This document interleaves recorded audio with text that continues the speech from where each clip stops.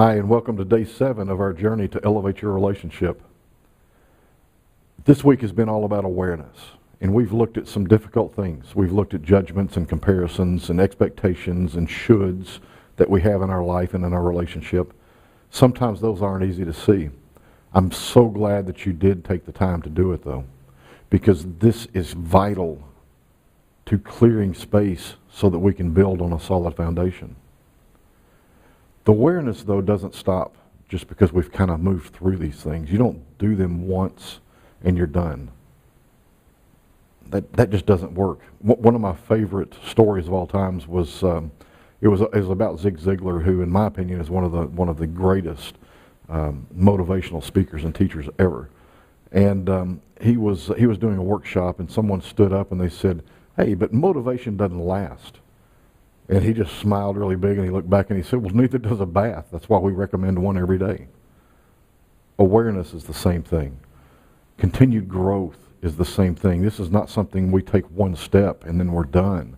It's not one of those build it and they will come type things. You know, we don't take one step and then everything just floods into us. We have to continue it. We have to continue our work. We have to continue our awareness. We have to continue taking steps towards that continued growth. So we spent the week looking at things that may not have been too pleasant. And it, like I said, it was very, very important. We had to clear the space. And now that you've cleared it, you're ready to take the next step. And this is what I've been promising all week. Today we're looking at what works.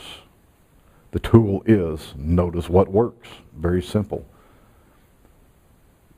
The act of making that happen, the act of seeing what works, is not so simple all the time. You know, we get into this habit of looking to the negative, looking at what's not working. We determine what's not working with our judgments and our comparisons and our expectations and our shoulds. We spend a lot of energy focusing on what we think needs to be fixed. Like I said the other day, we fix nothing. We're going to transform everything, but that comes later. The law of attraction in action tells us that when we focus on those negative things, when we focus on what's not working, we're going to find more that doesn't work, and we're going to create more that doesn't work. So today, we're turning the tide. We're going to be looking at what is working. And the same thing is true on this side. If we put our energy into what's working, if we put our focus into what's working, if we look at what's working without judgment, comparison, expectation, and shoulds, we draw more to us that works. Now, I've put together some questions here that I want you to ask yourself, and what I would really like to challenge you to do is to make a list. Make a list of what is working in your relationship, and if you want to extend this beyond your relationship and into your life, do so. All of this work is perfectly useful out in the rest of the world as well. So make a list. Start just by making a list of what you know works, and then go into some stillness. You know, just kind of quiet your mind. Go into stillness. Close your eyes. Take a few deep breaths, and ask yourself, what is working in my relationship? That's going to lead you to several other answers. When you ask this question, you're going to have things, well, this would work if, stop. Okay?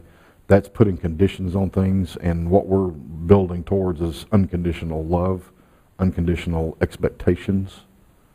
Okay? We're really moving towards a dynamic experience for you, your partner, and your relationship. So when those conditions come in, just stop. If there's a condition attached to it, don't put it down. Just write down the things that do work. Okay? Once you have your list, I want you to go back and I want you to look at them item by item and start determining what feelings are associated with those. When this happens, you may feel great love. When this happens, you may feel great connection to your partner. When this happens, you may feel great peace, and on and on and on. Okay, so just those are not the only feelings, but it's a start. So identify the feelings that go along with these things. Once you've done that, I want you to go and I want you to start looking at What else in your life provides you with those feelings? I think what you're going to find is your list is going to expand. It's going to expand drastically. And besides having a great list of what works, you also have a list of emotions that serve your highest good. What this gives us is an indication when things are heading back towards the stuff that we just released. If you are in the middle of a conversation with your partner and the feelings start turning towards the negative, you can stop. Find a way to communicate that the love builds, that the peace builds, that the understanding builds. And we're going to talk about communicating this coming week. So make your list.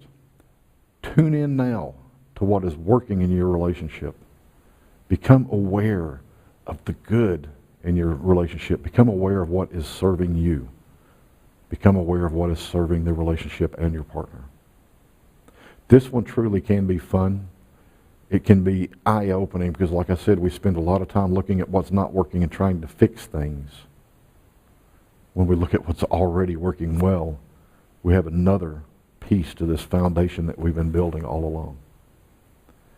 So, look at what's working in your relationship, and we will see you back here tomorrow.